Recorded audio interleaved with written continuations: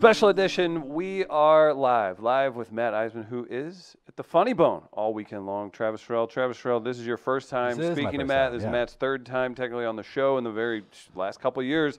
Matt, welcome. And Thank you. Thank you for being worthy of Travis's time. I know. I felt that for the previous two times. Travis kind of woke up and said, no, I'm not getting out of bed for Matt. Matt looks at me. He's like, just two white guys talking, huh? Two white guys talking. This is really new. We're breaking some ground here. What we're doing. It's not Godfrey? I guess I can go. I can sit with I guess so. You know Matt from American Ninja Warrior, and then most recently, Live Rescue. Yeah. You were just telling us, if you can we talk about what you're talking about? Yeah. You're going to be doing a live ride along with St. Louis Fire Department while you're here in town. It's crazy. That's super exciting too, and I'm just wondering, like, what kind of snacks you guys are going to eat while you're sitting around? Like, what is it? Do you bring in classic Playboys, or you do read like the I'm just picturing like a frat house. This will be the. So I went to San Bernardino and met up with their crew. But you know, these are the first times I've ever been around firefighters in their native settings. Right. So I don't know what to expect. I figure bring along some barbecue is always a safe bet. I think probably some beer. Yeah, they can't drink on duty, I think, but I can. Yeah. So I'm not saving lives. Are you still suckling at the Stella tweet? Or no, it is the tweet because the tweet got me to the teeth. It's unbelievable. What an example it was of the power of social media where. And my philosophy is I tend to try to keep it positive. I feel like there's so much negativity on there, and I'm like, listen, you got plenty to complain about. Nobody wants to hear me complain. My life's not that bad. And I thought I wanted to just celebrate things because what's amazing to me is how I see every tweet about me. I may not respond to them, but I see it. Right. And I thought, you know, these brands are seeing it, and so I just wanted to say, like, I like Stella, and so I was just every time I was drinking, I was like, you know. How much I liked it. And finally, Stella was like, yeah, we got it. Okay, we get it, dude. We got it. And so I said, I was coming to St. Louis, and I'm like, hey, anything to do? And Stella goes, come visit us. And so I went out to the Anheuser-Busch, and it turns out there's a person behind the account. I was hoping it was just like a beer that had grown arms. Wasn't. No. But I went on a tour, and it's been unbelievable how they sent me some stuff. And, look, I'd buy it anyway. But it was really cool when you think of how democratizing, how leveling social media is, where you could be anywhere and you could reach out to your favorite beer, you could reach out to your favorite band, your favorite director, or you know, if you're women's in business, MMA fighter, women's MMA, Cyborg. I'm buddies with Cyborg. Are you really? I met her. She put me in a headlock once. I don't think I could have gotten out of it. She'd not released me. No, it doesn't go there. But it's really fun how I think for a lot of people who have dreams, wherever you are, like you can reach out to people. Yeah, it's very true. And you know, I became buddies with Brian Koppelman, who wrote Rounders. Yes, and he does Billions. And I just on Twitter where I'd said I'd been tweeting the show, and then he one night goes, yo, my whole family watching Ninja Warrior. What a great time! I'm like, he's a fan of my show. That's awesome. Are you kidding me? That is so awesome. Yeah, and it's really fun, I think, to connect with people where you just have this ability to reach out and all of a sudden, you know, get someone's ear and share things. At what point do we petition Koppelman for a cousin of the main character? Bobby Axe's cousin. Tell me, oh my goodness, yes, it would be like perfect. I could be Wild Bill's like delinquent brother. I think so. I'm thinking. It's funny how I've subtly pitched that to a lot of people. Like, we'll take that under advisement. Right. I don't think that's good. I don't think that's that's such a great idea. Happen. You should execute that on your YouTube channel. Yeah. You know, you're right. And it's so the most obvious one has been I did Celebrity Apprentice with Schwarzenegger. Right. And he was the one who said, Iseman, I want you to be in one of my movies. And I'm like, oh, I would love to be killed by you, sir. And he's like, no, maybe we could be like pals or something. I'm like, okay, you just did a Terminator movie. Huh? Yeah. Huh? You tell me I can't play a robot? Come on. Listen, I have no personality on camera. But it's like, you know, and I've stayed in touch with Schwarzenegger. So that's so surreal. It's crazy because I was saying how in my childhood bedroom, my parents still live in the house I grew up in. It's unchanged since I got out of high school. So the Predator poster is still there. And that was one of the things, like, I showed him. You have a poster of Harvey Weinstein in your room? What the fuck's wrong with you, Matt? dog. Harvey Weinstein, who was responsible for Rounders. Yeah, that's true. But credit where it's But due. it was Schwarzenegger, and I showed him at one point, like, you've been on my wall. And so he wrote me a letter once going, you always say how lucky you are to have met the guy whose poster was on your walls. He goes, but I feel like I'm the lucky one to have you as a friend. And I read all of his letters like your him, face. and I like have it framed. I sent it to my brother. That and is just so awesome. And I'm hosting like strongmen competitions for him. He does his own version of it, and it's so much fun. When I look at growing up in Denver, entertainment was never on my radar as something to do, and now I'm hanging out with the guy whose poster was on my walls. Right. And it's just, it's really fun. I try to always be appreciative of the ridiculous stuff. That's the way to be, too. How often do you look back on, like, because you started as far away from that world as possible. Yeah. So to arrive here, tell us about the journey and what it means to you now, because again, people don't know this. You're a physician. I'm a doctor, and when I think back, and I do. A lot of my good friends obviously are still in medicine. Mm-hmm. And when I was back in Denver, where I was doing my residency before I bailed, I was just at Thanksgiving. I was hanging out with one of my good friends who's become like a superstar in the infectious disease world, and his wife's a baby catcher, OBGYN. I have a great idea for a pageant that you could host now. Like, this could be infectious disease. Here he is, Mr. Tuberculosis and Chlamydia. And I was just watching, and it struck me because we were having a good time. We're watching football, and all of a sudden his wife's pager went off. Uh-huh. And she's like, I got to go deliver a baby. I'm like, you still have a pager? She's like, yeah. Babies come at any hour of the day.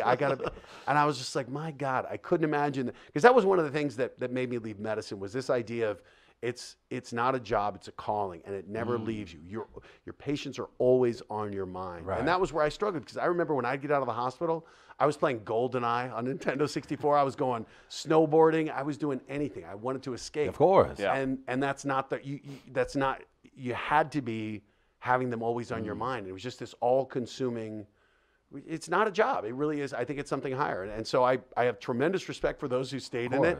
And I look back, and I'm so happy that I had I'm glad I did it. I think it shaped me as a person, and it gave me a really healthy perspective on entertainment, where it feels like it's life and death. It's not. We're making TV. Right. Hey, let's do another take. You know what? I fill it up. Or even when it's live on Live Rescue. You're like, listen, we're covering heroes. Those first responders who are going into the house that's on fire. If I screw up a name or something, I'm like, that's okay. Right. Yeah. They live. Yeah. And Everybody can still move forward. I really, I think I appreciate that, and I appreciate that I'm making a much better living than I would have as a doctor. Right. So true. And I get to do what I love, and I get to have fun and come here and hang out with you guys and have beers with Stella.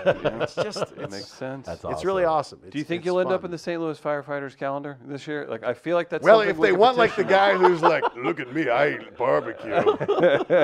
I am curious as you jump into this world. Has anything shook you so far? I mean, again, too, you have a little bit of a background. I have so you've a seen some background, trauma. but I think it's here was the thing in medicine. We always had the context of it was in the hospital. So even when we'd cut people open, you're in the operating room, you actually have them draped off. You're not looking at a person, you're really looking at a small part. Right. And I think that's what's different for first responders. They're seeing people in their homes. They're seeing people on the side of the road. Cars still driving by. Yeah. They're not stopping. Yeah, cars or guns going off in the area. And where I think of how stressful it is, where they could be sitting there, nothing.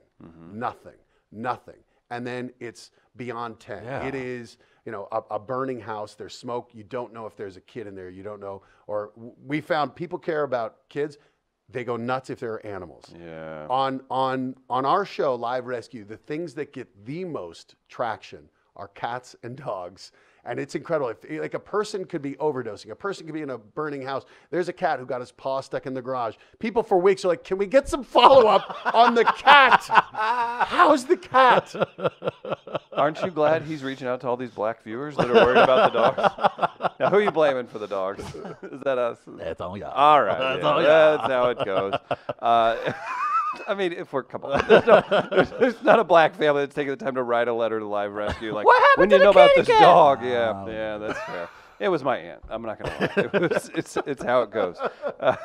I wanted to say this too. How nice is it that whenever you have friends like Arnold Schwarzenegger, you can like maybe get into a movie or you can be shouted out on something. Like if we have friends around here, Travis, like we need to up our friend game. Yeah. Like we might get like a slice of pizza or a beer or something bought for us or something. We need Matt to help us bridge that gap to have better friends. Well, for rewarding us it's at funny a higher though. level. Honestly, like those are the things like a free slice of pizza. Those are the things when I walk into a place like this pizza's on them.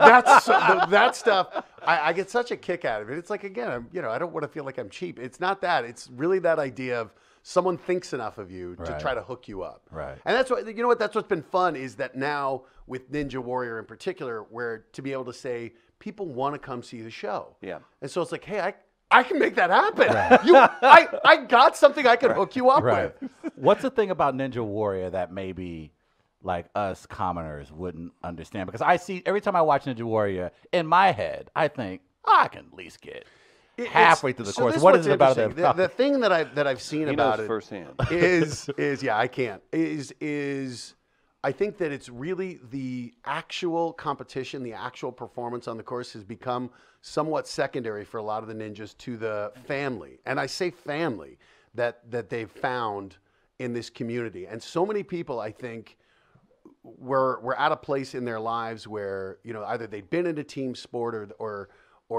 they just went through something challenging where I think they needed a group of people, these like-minded people who were pursuing this impossible challenge of bettering themselves and who they've just found this unbelievably supportive family and what's great is like I played sports and there's very much a hierarchy. When you're the rookie, you're the one who's getting dumped on, you're getting hazed. In this sport, when you're coming out for that first time and you're nervous, the veterans, the most experienced people are like, hey, can I help you? Can I teach you? Oh, that's great. They remember being there and they wanted to make this feel like this big community. And we do Ninja Warrior Junior now for kids, 9 to 14. And seeing it come down to kids where, the playground is cutthroat. You guys remember where it's cutthroat. And to see these kids out there like high-fiving each other or waiting atop the warp wall and cheering for each other. And it's awesome, I think, to see where, look, I played sports growing up, and I think that it definitely shapes you, and I think in a good way it does. But it's also, I think it's healthy to have an alternative where it's like, it's okay to fall. Everyone falls. It's okay. Get back up. And that's what I think really strikes me is seeing people have a moment that is going to stick with them for the rest of their life, to have overcome something, or for a lot of the people, the biggest victory is getting on the course. We had a girl, Daniela Bright, who was tweeting. I was live tweeting the show, and she said, yeah, if I ever get out of bed, I'd love to go. I'm like, oh, sleepy, tough day. And she's like, no, I have stage 3 breast cancer, and I'm too weak to get out of bed. I'm like, oh my God. She goes, my dream would be to be on the show. So I sent her a shirt. A year later, she shows up. Cancer's in remission, and she gets on the course. She fell 2 steps in. And I was devastated. And she came out of the water with the biggest smile on her face, like she'd won the Super Bowl. And she was like, it didn't matter how I did. I got here. Right. I'm alive. That's like awesome. I've won. And it was really healthy to see these athletes bringing that perspective. Right. Because obviously the show, we tell the stories, but there is a focus on. There's a camera on your face right when you finish. Mm-hmm. And to see these people genuinely reacting in a way where they're like, hey, there are bigger things than how I do on a reality show. It's awesome. That's huge. I'm curious, too. So college baseball player as well. More out-of-touch guy sitting on his couch. Dude who yells at the professional baseball player for whiffing on a 90-mile-an-hour curveball. Right. Or dude sitting on his couch saying, I had to hit those bars just as good as them. American Ninja Warrior. Like, which is the more difficult athletic I think they are similarly disillusioned. Listen, I could never hit a curveball. I couldn't hit a 68-mile-an-hour curveball. And when you watch some of the ungodly stuff, those guys, Cole. Oh, my goodness. $300 million's a bargain. Yeah, right. Bargain. Right. Even like locally, one of the most iconic things is Adam Wainwright as a closer, as a rookie, just buckling Carlos Beltran in the NLCS in 2006. But you think about it, like he's 22 at the time, and just zoof, and puts a Hall of Famer on his ass. Yeah, like it's just embroidered. But baseball, you fail only 7 out of 10 times, you can be you're one of the best ever. You're one of the best ever. Right. It's a and I think that's kind of similar to Ninja Warrior, where we've had 2 winners in 11 seasons. every other person, every single other person who's been on the show has ended falling.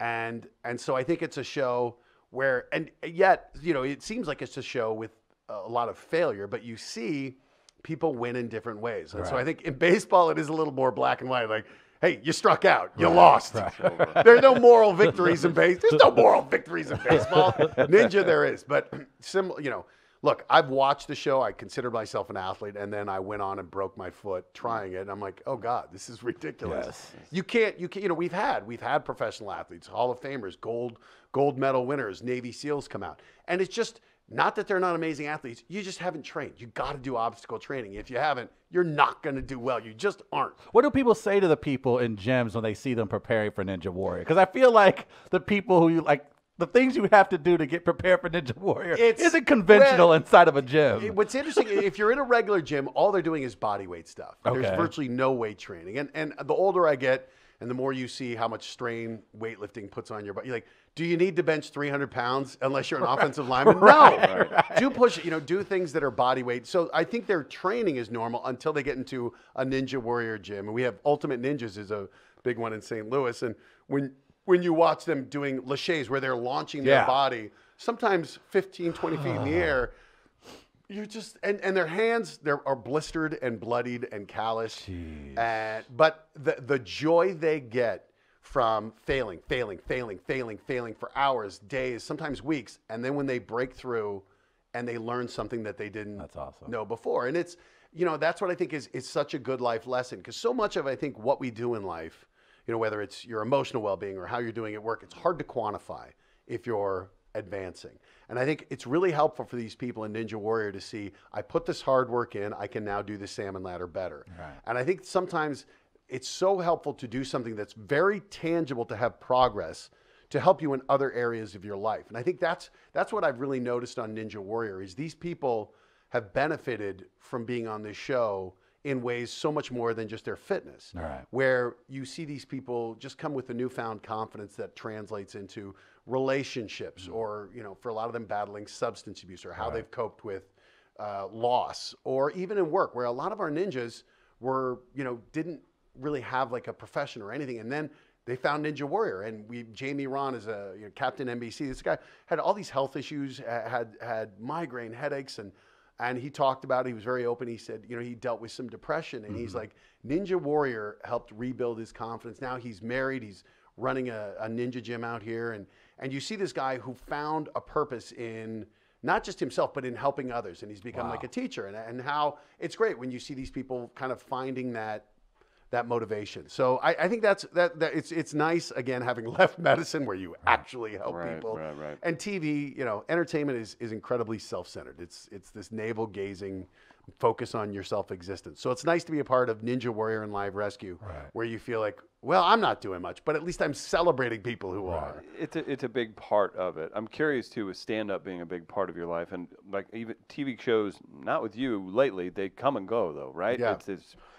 They don't always last. So stand-up being a consistent part. Was anyone, or can you think of a few different people that maybe helped you along that path specifically in the stand-up world? You know who, I think the guy who helped me the most, and I only recently met him and got a chance to tell him, was Brian Regan. And what it did is, I remember seeing him at Comedy Works in Denver, where I was. And this was when I was doing residency, and I just started having this sense of maybe there's something more I could be doing. And I went to his show. And I remember I'd laughed harder than I've ever laughed in my entire life. And it was probably like 35, 40 minutes into his set, I go, this guy hasn't cursed once. Hasn't said anything remotely offensive. And I've never laughed so hard in my life.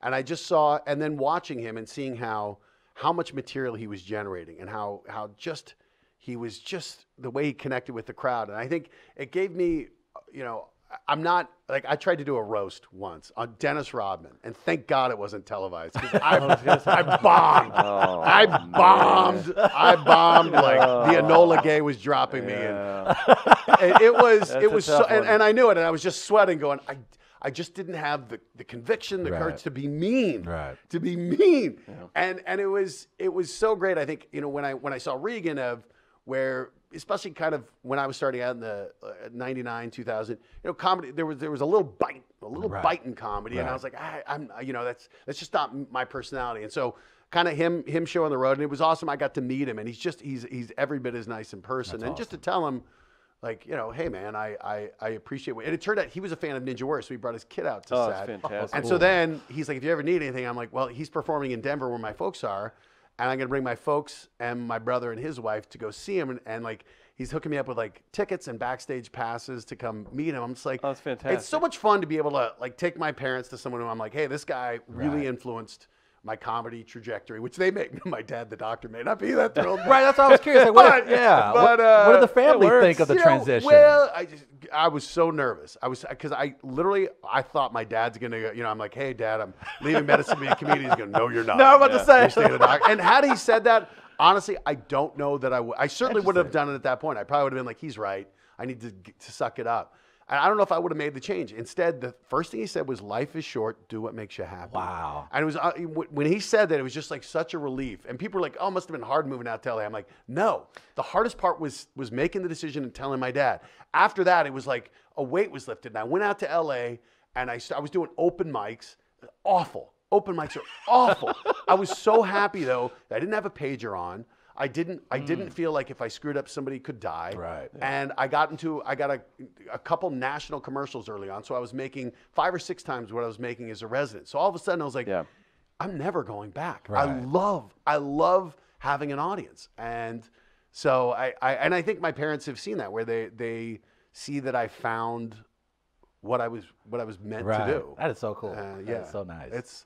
It's awesome. I think it's awesome, that this is a very fickle business. Of course. And, the older I get, though, the more I see there really, stability is an illusion in anything. Where even in medicine, you just see how in medicine, like, doctors are losing autonomy. They're losing compensation. It's radically changing.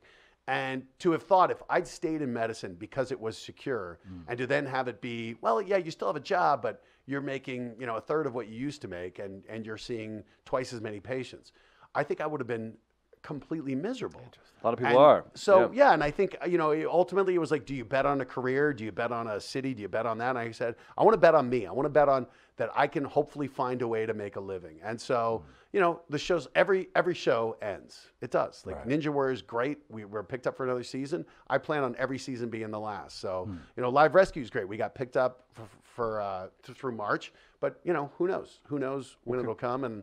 And so I'm just, you always try to hustle and look for what's next and just enjoy it in the moment and say, all right, hey, I'm lucky to still have a job. What are the audiences like when they see you on a comedy stage? Well, it's been a challenge because nobody knows I'm a comedian. Like, you watch Ninja Warrior, you get a little humor, but it's really the show's a star. We're telling stories, and a lot of them are heavy stories. Live Rescue, get a little more personality, but still, you're often dealing with people who are overdosing, having heart attacks, who've been shot. You don't want to be like, wow, got an extra hole there. Lead content. That's lead poisoning through bullet. I just went into Brody Stevens' way. You're welcome. Enjoy it. God bless him. Yes, indeed. So, it's still, that's my biggest challenge, is letting people know that stand-up comedy is what I started doing. I've seen this with a friend who was on America's Got Talent. You see that, and the crowds come out, and they know he's a comic from that, but these are people that have never been to a stand-up show before, ever. So it was interesting watching. Where are the judges? Where's well, is Howie here? And it's like his feature, who's his brother, you have it, he's ready to go out and like coach the crowd real quick, because it's the same everywhere they go. It's people's first time.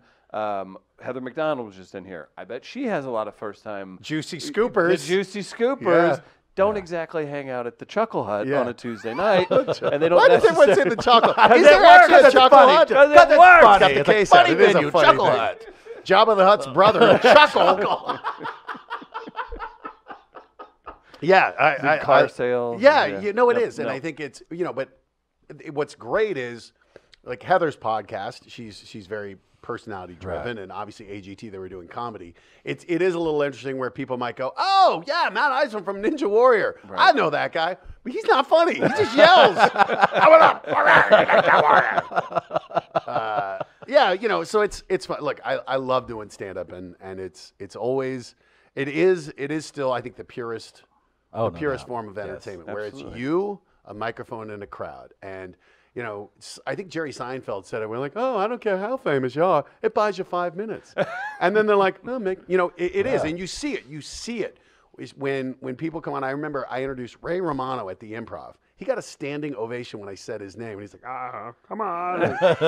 He was and because he was just like, he was working on stuff. He's like, it's not all going to be that fun. Right. Like, you didn't hype this up, boy. And then people relax. And they're like, I'm working on it. And you know, he was hilarious. But you see that where I think, you know, people don't fake laugh. They'll smile. Or they'll go, that was funny. If it was, why weren't you laughing? Right.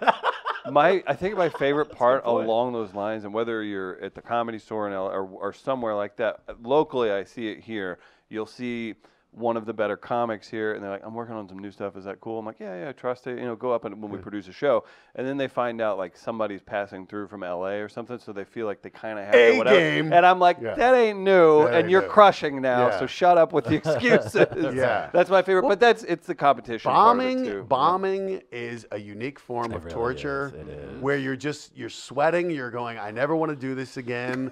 I want to go back to my old, and it's so hard not to, because you're just like, no, I know I'm not funny right now, but I can't. Let me show you. Yeah, should have been here last week. Yeah. Always the Wait till this word. stuff gets funny. You'll love it. You're gonna love it. I know it's not funny. Matt Iseman, you were talking about crowds and a microphone. People can see said crowds and microphone. Funny Bone, all weekend long. Man. Yeah, you do great whenever you go there. Man. I love it. It's a great room. It's a great room. It's a really good room for comedy the way it's set up. I like it, and the beers are not too expensive, so I partake. There you go. We ended up doing karaoke last night next door at the Backstreet karaoke. That's right there. Like that to me, like you're talking about interaction with like famous people. But like people could tweet you, you'll tweet back sometimes. If you go to a comedy show, I don't know if it was like this whenever I was younger or before my time. It feels like if you're into comedy, that's the best thing to be into. Yeah. Because the comics are accessible. They'll literally, you can go and Matt Iseman for 2 hours will a night. Simple Man with you after the damn show. I do the, God, who did it? Shinedown, the Shinedown version of Simple Man. Got up there and did it. I'm a simple. No, what did I do? We did One Direction last night because the people I were with, they were 1D fans. Of course they are. I'm going to see a little Harry Styles. I'll do that. Okay. It was fun. Matt's looking at it like somebody give him a sour look. It's like, if I'm up here, you can get your ass up here. Like, also, and I'm sick of Matt also saying, like, I drink beers and I eat all this barbecue when you literally like Gabe Kapler right now. You're like the fittest human being. Look how fit he is. What's your stance on coconut oil, Matt? Like, come on, Gabe Kapler. Yeah, okay. This is the best looking comedian we've had in here ever. I'm going to tell Ian Bagg and Bert Kreischer that. The Machine. Did you see him after Sober October, Bert Kreischer? The picture where yes, I did see it. First of all, if he that just shows you he could be in really good shape, right? Mickey Mantle gene. But I saw him like 2 weeks later at the Comedy Store. Yeah. He on a Tuesday night, he goes, can I get a double vodka and soda? And they're like, yeah. He's like, oh, I'm just getting warmed up. And you know, he's the Machine. He is. He had his shirt. I walked out on stage, shirt was off. Tito's and soda. It's in his veins, man. He is a machine. He is a machine. In his veins. I'm not kidding you. Whenever we were just strict, like even earlier morning radio, he came in sipping on something. I hung out with him after his early show. We're sipping on something. And he wasn't weird. He was fine. He was normal. The guy, he's built for it. His liver must be the size of the Anheuser-Busch brewery.